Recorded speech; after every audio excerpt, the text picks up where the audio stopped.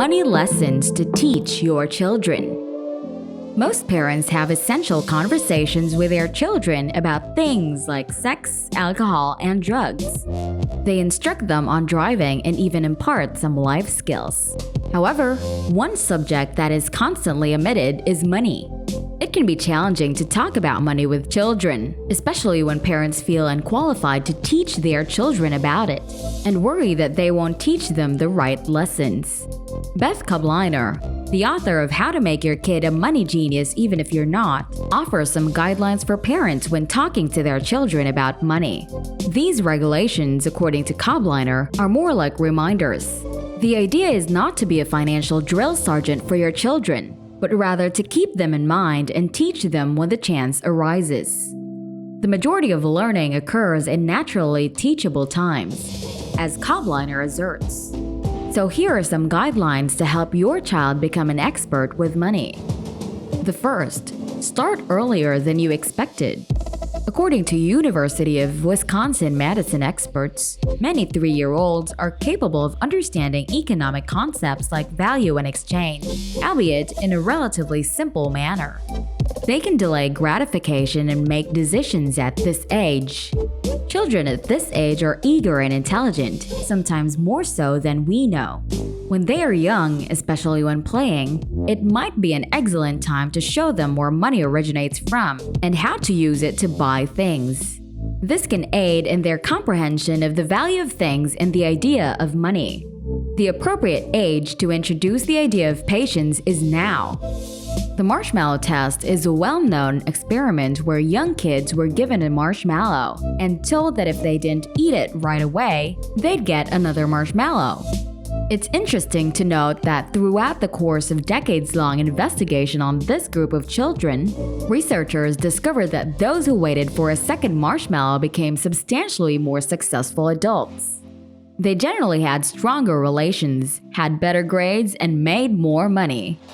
The good news is that patients who struggle with delayed gratification may be taught. And this can be done in a variety of settings, including the grocery store, the checkout line, and even the car ride to the park. Reminding them that there is hope and that if they are patient, they can achieve their goals is a wonderful strategy. You can also show them enjoyable activities they can do to pass the time.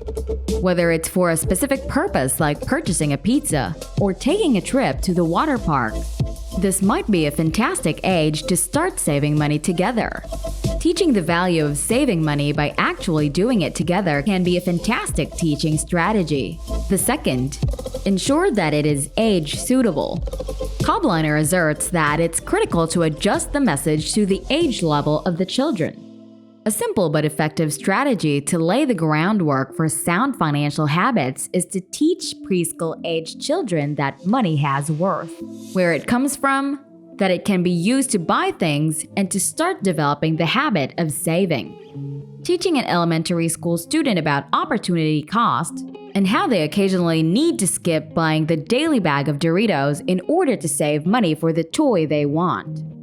The fascination with earning money to perform odd jobs or extra jobs around the house, in addition to their chores, starts to develop in children at this point. The concept of interest in how some institutions keep your money safe while providing you a small percentage of free money can also be taught at this age. It can be a good idea to emphasize the value of always having money on hand in middle school. Or, as Kobliner puts it, it is never good to have no money. A child may save money to purchase something, but we should be careful not to spend all of our resources on it. It's wise to wait and save a bit more money if making a purchase would empty their entire bank account. In high school, they can start earning money and saving for essential aspects of their lives, such as education. There is no apparent explanation for why children whose parents pay the complete cost of college receive lower GPAs than children whose parents don't. The widely held belief is that children will be more driven to fully utilize this sacrifice if they believe they have some stake in it. Kids should be taught about the truth of taxes at this time too.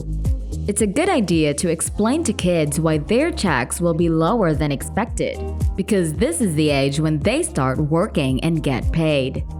Here, we can discuss the tax deductions that can be used, such as 401k contributions, health insurance, and any flexible spending accounts, before the government deducts taxes. Teaching that making contributions to a 401k, at least in the amount that the company is willing to match because it is essentially free money, can be a smart idea. We can also explain that there are typically 3 different taxes withheld from employees' paychecks: federal, state, and occasionally local income taxes that go toward funding public services like roads and schools. They will also pay taxes for Medicare and Social Security. It's critical that they comprehend the distinction between gross and net pay. Net pay is the amount you receive after deducting taxes and other expenses from your gross pay, which is the amount you make before taxes. Here, we can discuss the advantages of creating an investment fund as well as investing compound interest. Using the example above, if he invests $500 at the age of 16 into an investment account like a Roth IRA or an index fund with an 8% growth rate by the age of 65, these $500 will increase to almost $20,000. By keeping these subjects age-appropriate, you may encourage your child to enjoy learning about money rather than feeling intimidated by it. 3. Make use of anecdotes. The majority of individuals, not just children, learn more effectively when we use stories to explain concepts. And this is true with money as well. Many parents are aware that when they start lecturing, their children often tune them out or worse, choose to act contrary to what is instructed. It will make a more lasting impression on your high school student than just to tell them that credit card debt is bad.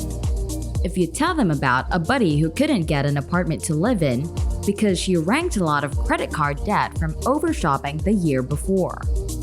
Stories can explain how choices have consequences without sounding like a lecture, and the children are much more likely to remember stories than facts.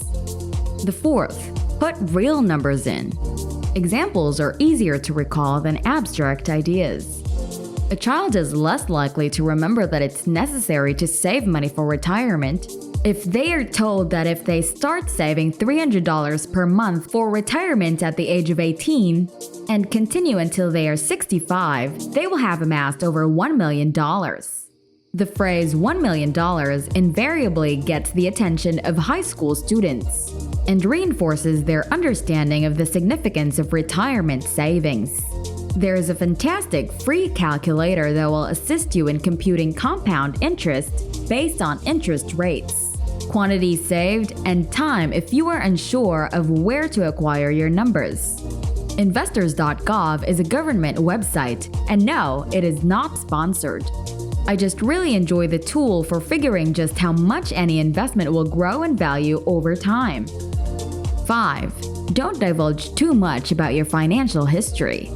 According to studies, children whose parents openly discuss their use of drugs or alcohol in the past are more likely to engage in those activities themselves. Similar to this, Kobliner claims that even if you try to convince your children that spending all of your money on a road trip with your girlfriend was a poor idea, telling them about it may wind up glorifying the wrongdoing. There is no need for your children to realize that the majority of us have at some point in our life made poor financial decisions. The 6th, find out what financial baggage you have and then let it go. Many people never received any financial education from their parents, or developed bad financial habits as a result of watching how their parents behaved, whether they mimicked their parents' spending habits or did the exact opposite. Although it's always a good idea to be conscious of how your parents handled money and how that has affected your financial behavior, many people attribute their bad financial habits to their parents. It's not a good idea to use it as a justification for your unethical spending patterns, or worse, to avoid teaching your children about money. Identify your financial baggage and leave it behind, advises Kobliner. Even though it may not be simple at first, try to approach money in a positive way in order to prevent instilling in your children a bad attitude toward money. The seventh, keep money disputes a private matter. According to studies, college students who had financial stress from their parents when they were children were 3 times more likely to have credit card debt of at least $500 than those whose parents kept their finances in peace. You and your partner may not always agree on financial matters, but it's crucial to protect your children from serious financial conflicts. Creating a money timeout where parents can only talk about financial issues is a wonderful idea.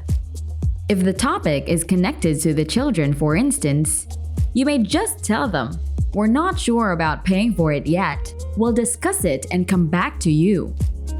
This can demonstrate to them that you take the time to reason through your choices rather than acting impulsively. The eighth, do not attempt to keep up with the Kardashians or the Joneses. It is normal to compare yourself to others, and being part of a consumer and media-driven culture doesn't help. However, it's crucial to resist the impulse to compare your family's financial status with those of anyone else, especially in front of your children. According to a study, comparing different aspects of one's financial situation to those of others makes people less satisfied overall, especially in the age of social media, when it's simple to see who has or seems to have a better financial standing. If you want to teach your children to avoid the temptation of keeping up with or looking down on their friends or relatives, this can be an especially dangerous trap to fall into. Avoid engaging in that action yourself. The ninth, if both parents work full-time, there is no need for children to know who earns more. Avoid talking about who earns more. Putting monetary values on what parents make, especially young children, can convey the notion that one parent's contribution is more significant than the other. If one of them is a stay-at-home parent, it may be helpful to emphasize the benefits of this type of parenting, while also emphasizing that it is a job and that it is better for one parent to do it on their own rather than hiring someone else. It is often desirable to show togetherness. The 10th, do not demonstrate poor financial habits in front of your children. Although it may seem obvious, it can be very simple to use the phrase, "do as I say, not as I do," as a justification for poor money practices. Even if you're not perfect, it's crucial to avoid setting a poor example when it comes to money management. Instead of merely talking about it, it can be more effective to strive to organize your personal finances and have a positive attitude toward money. Okay, folks, this was a concise summary of Beth Kobliner's book, Make Your Kid a Money Genius Even If You're Not. Now, this book has a lot of material that cannot be covered in a single video, so if you have children, I strongly advise to read it.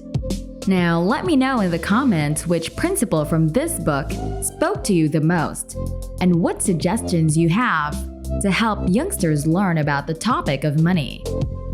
As always, thank you for watching, and I'll see you in the next video.